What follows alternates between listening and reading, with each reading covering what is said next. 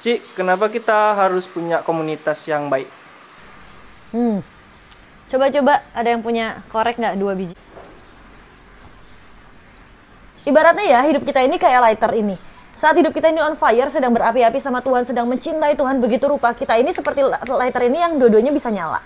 Tapi ada saatnya, di mana saat satu titik hidup kita ini seperti lagi ada banyak masalah mungkin, lagi berantem sama orang tua mungkin, dan kita ini seperti terendam dalam air. Hidup kita ini lagi down, lagi capek, lagi letih, hidup kita ini seperti terendam dalam air.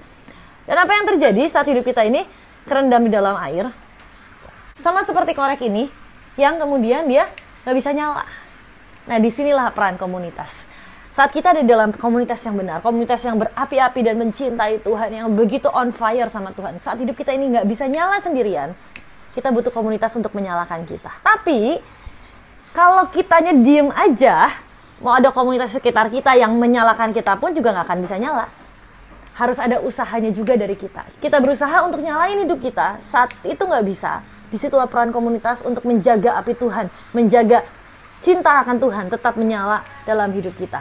Sampai kapan? Sampai kemudian keletihan dalam hidup kita ini udah kita bisa bereskan, kita bisa selesaikan. Hidup kita udah kering lagi nih, ibaratnya seperti lighter ini kering lagi nih, dan dia bisa nyala sendiri lagi. So teman-teman, itulah perannya komunitas, itulah pentingnya dan perlunya kita ada di tengah-tengah komunitas yang benar, komunitas yang sama-sama mencintai Tuhan, sama-sama on fire dengan Tuhan. Karena saat kita down, saat kita letih, di situ kita butuh saudara-saudara kita di sekeliling kita untuk support